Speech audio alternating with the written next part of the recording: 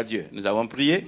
Le thème de notre méditation est intitulé « La sagesse ». Et nous allons lire 4 versets. Donc, Proverbes chapitre 30, versets 24 à 28. Proverbes chapitre 30, versets 24 à 28. Il y a sur la terre 4 animaux petits, et cependant des plus sages. Les fourmis, peuple sans force, préparent en été leur nourriture. Les damas, peuple sans puissance, placent leur demeure dans les rochers. Les sauterelles n'ont point de roi, et elles sortent toutes par division. Le lézard saisit avec les mains et se trouve dans les palais des rois. Gloire à Dieu. Gloire à Dieu. Gloire à Dieu. Amen. Le but du livre des Proverbes, c'est de nous enseigner la sagesse. Plus l'homme s'éloigne de Dieu, plus il devient fou. Ce n'est pas moi qui le dis, c'est la parole de Dieu. Psaume 14, verset 1. Psaume 14, verset 1. L'insensé dit en son cœur, il n'y a point de Dieu. Donc, plus l'homme s'éloigne de Dieu, plus il devient fou, même s'il est diplômé de la NASA. Et notre rôle de chrétien, qui est d'exécuter l'ordre suprême du Seigneur, nous avons une double responsabilité en tant que témoins de Christ. Vous serez mes témoins. Et nous avons une double responsabilité. La première responsabilité, c'est d'assagir ce monde afin qu'il ait la sagesse de connaître le seul vrai Dieu. Et j'ai été très content de voir ce témoignage que notre frère faisait dans son train. Et quand il rencontrait cette personne, c'est là être témoin de Christ. Et Jésus nous a sauvés pour être ses témoins. Vous serez mes témoins. Et ça, c'est notre premier rôle. Témoin de Christ pour dire que Dieu existe. Dieu existe. Et le deuxième rôle, non seulement leur dire que Dieu existe, parce que la parole de Dieu nous dit que même les démons savent que Dieu existe et ils en tremblent. Mais il y a quand même un deuxième rôle que nous devons jouer, c'est de leur montrer le seul chemin qui mène à ce Dieu-là. Et c'est ça notre but. C'est ça pourquoi nous vivons sur cette terre. C'est être la lumière, c'est être aussi le sel. Et ce que nous devons faire, Paul l'a déjà fait. Si nous lisons dans Actes chapitre 17, à partir des versets 17 et suivants, nous verrons que Paul à Athènes a dit que le Dieu qui a fait le monde étant le Seigneur du ciel et de la terre, il n'habite point dans les temples faits de main d'homme. Et il ajoute en disant que Dieu, sans tenir compte des temps d'ignorance, annonce aux hommes qu'ils aient à se repentir par Jésus-Christ. Donc c'est là notre rôle. Paul l'a fait, Paul est parti, le Saint-Esprit existe toujours, et le Saint-Esprit nous demande encore de jouer ce rôle-là, ce rôle de témoin de Jésus-Christ. C'est pourquoi, pour accomplir notre double mission de témoin de Christ et de lumière du monde, ce passage nous exhorte à considérer 4 animaux très petits. Nous sommes étonnés de voir qu'on nous demande de considérer des petits animaux, des fourmis, des lézards. Et ça n'attire pas notre attention. Nous aurions aimé qu'on nous dise de considérer le lion, l'éléphant, la panthère, et que si nous arrivons à dompter ces gros animaux-là, nous-mêmes nous nous sentons forts, nous nous sentons intelligents. Mais ce n'est pas de là que vient la sagesse. Le Seigneur nous demande de considérer 4 animaux, non des forts, qui nous impressionnent et nous effraient, mais les plus insignifiants, qui nous donnent la sagesse. Parce qu'ils ne comptent pas sur leur force, mais sur la sagesse. C'est pourquoi la Bible nous enseigne dans Psaume 111, verset 10, que la crainte de l'Éternel, c'est le commandement de la sagesse. La crainte de l'Éternel est le commandement de la sagesse. Et tous ceux qui l'observent ont une raison saine. Sa gloire subsiste à jamais. Gloire à Dieu. Prenons par exemple la fourmi. Qu'est-ce que la fourmi nous enseigne? La fourmi nous enseigne 2 choses. dont nous avons besoin pour notre salut et pour amasser aussi d'abondantes richesses éternelles. Premièrement, c'est la prévoyance et deuxièmement, la persévérance. La prévoyance, Jésus dit dans Jean chapitre 9, verset 4, « Il faut que je fasse, tandis qu'il est jour, les œuvres de celui qui m'a envoyé. La nuit vient où personne ne peut travailler. » Prévoir, c'est savoir se préparer pour ne pas être surpris. Et c'est pourquoi nous demandons aux jeunes, lorsque nous entendons Jésus dire que la nuit vient où personne ne peut travailler là. Maintenant que vous êtes forts, utilisez votre force pour travailler pour Jésus-Christ. Parce que quand nous avions votre âge là, j'étais capitaine d'une équipe de football. Mais aujourd'hui, la force est partie. Et si cette équipe veut perdre, qu'elle me prenne capitaine. Donc, votre force que vous avez aujourd'hui, si vous ne la dépensez pas pour Christ, si vous ne l'utilisez pas pour Dieu, si vous ne l'utilisez pas pour le bien, content ou pas content, cette force va partir. L'intelligence que vous avez, il faut l'utiliser aussi pour le bien. Il faut l'utiliser pour Jésus-Christ, pour travailler. Il faut l'investir pour ce qui est utile. Parce que bientôt, cette intelligence va partir. Et quand même vous voulez dire un nom, vous dites un autre nom, parce que l'intelligence est partie. Donc, maintenant que nous sommes forts, Jésus a dit que la nuit vient où personne ne peut travailler. Maintenant, les forces vont diminuer. Profitez-en maintenant. Travaillons pour Christ, tandis qu'il est jour, parce que la nuit vient et où personne ne peut travailler. Et puis aussi, Jésus va plus loin. La prévoyance, il faudrait prévoir travailler aujourd'hui. Et il y a un insensé dans la parole de Dieu qui a amassé les trésors de ce monde-là, beaucoup de richesses, et qui dit à son âme, repose-toi, mange, bois, parce que tu as des biens pour plusieurs années. Et puis, l'Esprit lui dit, insensé, cette nuit, même ton âme te sera demandée. Et à qui? Tout ce que tu as préparé là, ça sera pour qui? Donc, sachons alors que mettre notre trésor là, dans le ciel. Sachons alors être prévoyants. Et persévérance. La fourmi nous enseigne aussi la persévérance. La persévérance, ce n'est pas relâcher, c'est ne pas relâcher avant le temps. Luc chapitre 21, verset 19, nous dit que par votre persévérance, vous sauverez vos âmes. Par votre persévérance, vous sauverez vos âmes. Aujourd'hui, nous avons besoin d'être persévérants, malgré tout ce qui se passe autour de nous, malgré tout ce qui se passe dans le monde, les mauvais conseillers à l'école, à l'université, dans les usines, dans les lieux de travail. Il faudrait persévérer dans la foi. C'est avec votre persévérance, c'est par votre persévérance que vous sauverez vos âmes. Exemple de persévérance, il n'y a pas de chômage, il n'y a pas de paresse, et même la fourmi n'a ni chômage ni paresse. Et si nous lisons dans Proverbes chapitre 6, verset 6, la fourmi nous invite, et la parole de Dieu nous invite à aller voir la fourmi et avoir la sagesse. Va vers la fourmi paresseux, considère ses voies et devient sage. Si la fourmi sait préparer sa nourriture en été, pendant les récoltes, on ne peut jamais voir une fourmi chômer, marcher sans avoir un petit grain dans sa bouche, dans sa mandibule, en tout cas avoir un petit grain. Et ils s'occupent des provisions. Parce qu'elles savent que des saisons viendront et des saisons qui s'appelleront trop tard.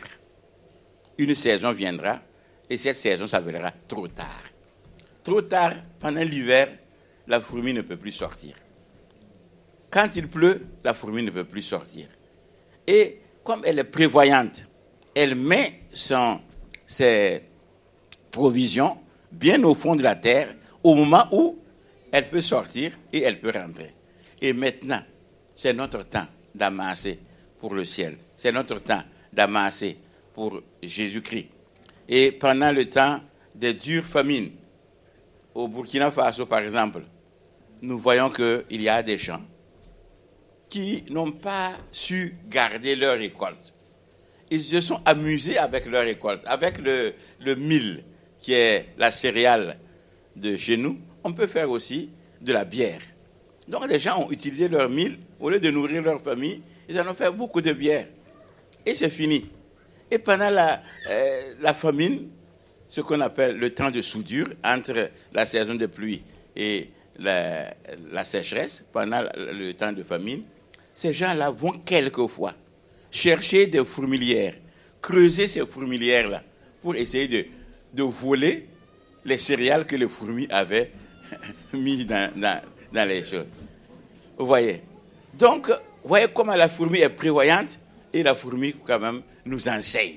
Et la parole de Dieu nous demande d'avoir des leçons de cette fourmi. Mais vous savez aussi que nous sommes pèlerins et voyageurs sur cette terre. Et il y a certains qui ne savent pas déposer leurs trésors dans leur patrie. Nous connaissons quand même des peuples assez sages qui, même si ces peuples-là sont à l'extérieur, qu'ils travaillent, ils envoient quand même un petit peu d'argent chez eux. Nous prenons par exemple ceux qui sont les Juifs qui sont en Amérique. Ils savent quand même. Mais nous savons aussi, pendant les troubles en Afrique, là, quelques pays qui ont renvoyé des ressortissants d'autres pays. Arrivés, ils n'ont rien dans leur pays. Ils n'ont rien prévu d'envoyer dans leur pays. Ils n'ont rien prévu. Mais nous qui sommes étrangers sur cette terre-là, est-ce que nous envoyons quelque chose au ciel? Est-ce que nous envoyons quelque chose au ciel? L'apôtre Paul dit dans Timothée, « Je sais en qui j'ai cru. Et je suis persuadé qu'il a la puissance de garder mon dépôt jusqu'à ce jour. » Alors donc, déposer pour le Seigneur, c'est travailler maintenant, c'est gagner des âmes. Je suis très content de voir votre programme. Il y a des moments de prière, des moments d'évangélisation. C'est ça, déposer au ciel. Et j'ai la puissance, j'ai la foi qu'il gardera mon dépôt jusqu'à ce jour. Gloire à Dieu. Ce que nous déposons sur cette terre, on ne sait pas. La dévaluation, on ne sait pas ce qui peut arriver, mais ce que nous déposons au ciel, nous sommes certains. Nous sommes certains que Dieu est puissant pour le faire. Merci beaucoup pour les missionnaires que vous avez envoyés au Burkina Faso. Et on attend encore. Au Burkina Faso, en tant que président de la Fédération des Églises et Missions évangéliques, nous avons vu que nous avons 8700 villages. Et dans les 8700 villages du Burkina Faso, nous avons 4000 villages qui ont des églises et 4700 qui n'ont pas encore d'église. Nous avons fait un programme en disant que d'ici 5 ans, nous voulons que des missionnaires, des pasteurs, des évangélistes atteignent tous ces villages-là.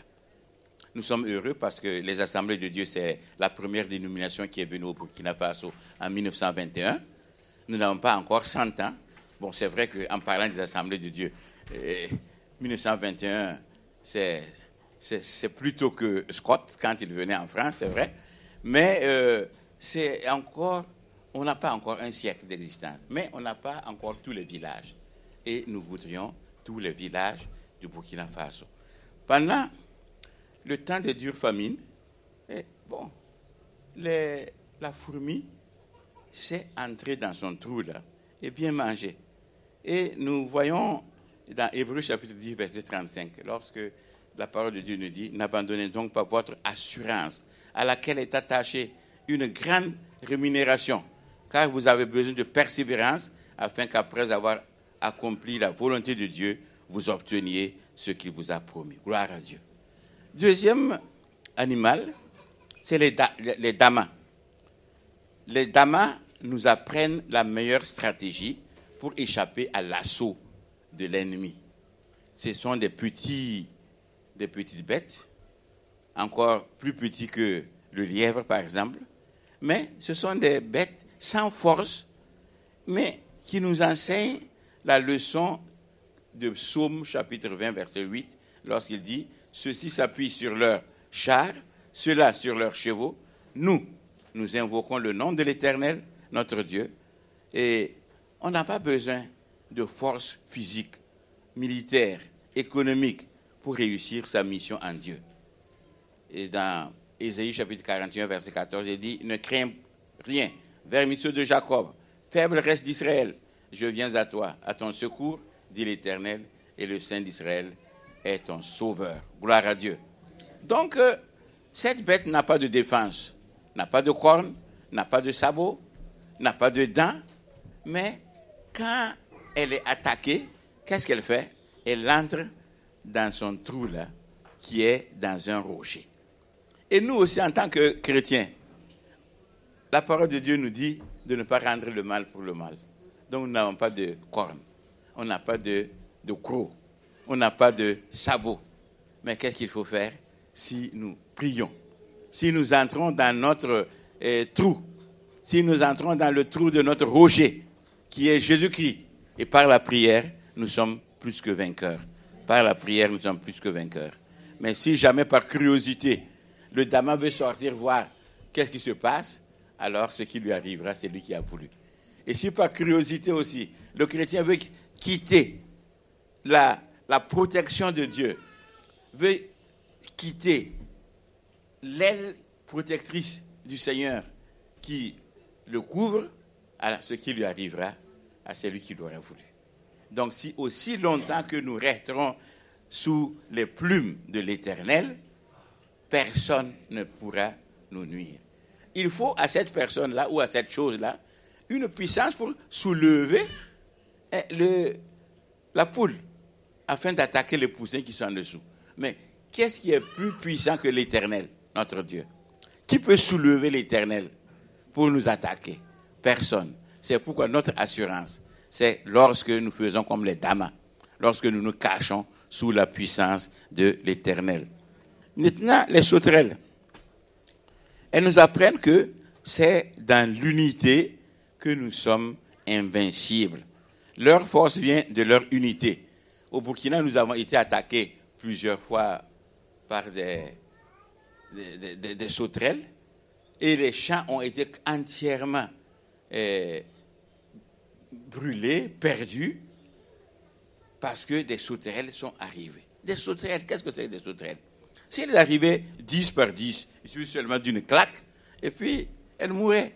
Si elles arrivaient 100 par 100, même, on pouvait les terrasser. Mais si elles arrivent par millions, vous pouvez sortir tout l'arsenal du village. Vous pouvez sortir les fusils, les flèches et tout. Vous ne pouvez pas les vaincre parce qu'elles sont nombreuses. Et c'est elles qui vont vous vaincre.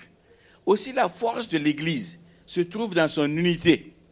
Quand l'Église est unie, alors l'Église est forte. Quand l'Église n'est pas unie, c'est alors là que se trouvent les faiblesses. Si nous lisons dans Actes chapitre 4, versets 24 à 31, on a dit que les disciples se sont assemblés et ont prié. Ils n'ont pas prié en demandant la mort de leurs persécuteurs, mais ils ont prié que Dieu donne la force à ses serviteurs d'annoncer la parole de Dieu.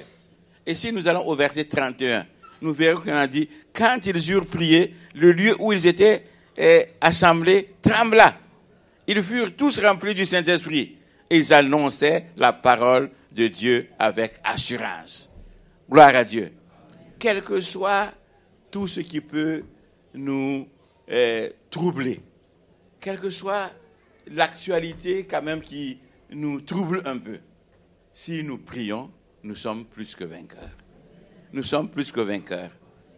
Il n'y a rien sur cette terre, aucune puissance sur cette terre qui pourra défier le Saint-Esprit, qui pourra défier notre Dieu. Alors donc, notre puissance se trouve dans la prière. Notre puissance se trouve dans la prière. Notre puissance se trouve donc dans l'unité. Si nous sommes unis, alors nous serons puissants. Et que le Seigneur nous bénisse. Et que le Seigneur nous donne la sagesse de rester unis. N'abandonnez pas votre assemblée. Et Psaume 133. Et il est bon pour des frères de demeurer ensemble parce que c'est là que l'Éternel envoie la bénédiction. C'est lorsque les frères sont demeurés ensemble que l'Éternel envoie la bénédiction. Donc, restons unis, soyons une église unie, une église forte et une église victorieuse. Alors, donc voilà, c'est ce que les sauterelles nous apprennent. Les lézards, On dit que les lézards sont dans les palais des rois. Ils nous apprennent que le trône vient après la croix. Les lézards dans le palais des rois. Le chrétien méprisé se trouvera dans le palais du roi. Car Jésus dit dans Luc chapitre 12, verset 32, « Ne crains point, petit troupeau, car votre Père a trouvé bon de vous donner le royaume. » Gloire à Dieu, gloire à Dieu. Car Lazare et le riche nous apprend que Lazare, comme le lézard, se trouvait dans le palais du roi. Lorsque le riche demandait à Abraham, « Père Abraham, envoie Lazare pour qu'il trempe son doigt dans l'eau et me rafraîchisse la langue, car je souffre dans cette flamme. » Vous remarquez, il demande que Lazare trempe son doigt dans l'eau et lui rafraîchisse la langue. Il ne demande pas un verre de champagne. Il ne demande pas un verre de whisky qu'il avait l'habitude de boire. Il demandait seulement qu'un doigt soit trempé dans l'eau et lui rafraîchir la langue, tellement il souffre. Mais pourtant, c'est un homme qui a vécu heureux sur cette terre, qui pensait qu'il était heureux, qui pensait que le bonheur se trouvait dans la bonne chair, mais il a vu que les choses sont renversées. Mais le lézard de Lazare, lui, il était heureux. Et Abraham lui dit, écoute, toi, sur la terre, là, tu étais heureux. Mais Lazare, maintenant, est ici consolé. Donc, qu'est-ce que nous voulons? Est-ce que nous voulons vivre méprisés sur cette terre et être honorés dans le palais du roi? Ou nous voulons les honneurs sur cette terre et être méprisés pour l'éternité? À nous de choisir. Je pense que nous sommes assez sages pour choisir le bon côté. Que le Seigneur nous bénisse. Que le Seigneur nous bénisse. Et ce proverbe aussi s'applique vraiment aux 4 piliers de la vie de l'Église. Dans Actes chapitre 2, verset 42, vous voyez qu'il persévérait dans l'enseignement des apôtres, dans la communion fraternelle, dans la fraction du pain et dans les prières. L'enseignement des apôtres se rapporte aux fourmis qui nous enseignent la prévoyance et la persévérance. C'est par elles que nous renflouerons notre dépôt dans le ciel. Souvenez-vous de vos missionnaires. Et il y a, si nous lisons dans Luc, chapitre 19, à partir du verset 11, nous allons voir là que le Seigneur parle de cet homme de haute naissance qui est allé pour se faire investir de l'autorité royale et revenir ensuite. Il a donné des mines à chacun de ses serviteurs. Et en disant, faites-les valoir jusqu'à ce que je revienne. Celui qui a travaillé le plus a eu davantage. Et celui qui n'a rien fait, le paresseux, le parasite, a voulu que par sa philosophie, il puisse quand même avoir raison. Je sais que tu es un homme dur. Tu moissonnes là où tu n'as pas semé. Alors il dit, comme je suis un homme sévère, dur, pourquoi n'as-tu pas mis mon argent dans une banque? Et mettre mon argent dans une banque, c'est au moins soutenir les missionnaires, soutenir l'œuvre de Dieu, soutenir là où tu ne peux pas faire, tu dois aider à faire. Et c'est ainsi alors que nous pouvons aussi renflouer notre dépôt dans le ciel. La communion fraternelle, les sauterelles nous apprennent la communion fraternelle. Le lézard nous apprend la fraction du pain, méprisé, abandonné. Et Jésus est ressuscité pour nous donner. Que le Seigneur nous bénisse, que le Seigneur nous donne l'esprit de prière, l'esprit d'unité, que le Seigneur nous donne la sagesse même par ces 4 animaux. Que le Seigneur vous bénisse et qu'il vous bénisse abondamment. Nous prions. Si vous pouvez vous lever 2 secondes, nous allons prier. Père éternel et Dieu Tout-Puissant, tu nous apprends aujourd'hui la sagesse. Et cette sagesse ne se trouve pas dans les choses impressionnantes. Cette sagesse se trouve même, Seigneur éternel, dans des choses très très petites. Seigneur, donne-nous de considérer ce que vit cet animal, comment ils vivent tous ces animaux, et Seigneur, l'appliquer dans notre propre vie. Surtout, Seigneur, donne-nous de pouvoir nous cacher en toi. Donne-nous de pouvoir nous cacher en toi et avoir l'assurance que le malin, le diable, ne peut rien contre nous. Seigneur, que ton nom soit glorifié, qu'il soit béni. Bénis cette assemblée, Seigneur éternel. Cette assemblée qui a déjà des témoignages de ceux de l'extérieur, qu'elle est dynamique et qu'elle est une église réveillée. Seigneur éternel des armées, qu'elle soit davantage réveillée. Qu'elle soit davantage réveillée et qu'elle soit davantage engagée dans ton travail. Père éternel, que ton nom soit béni et loué au nom de Jésus notre Sauveur. Amen. Amen. Que Dieu vous bénisse tous.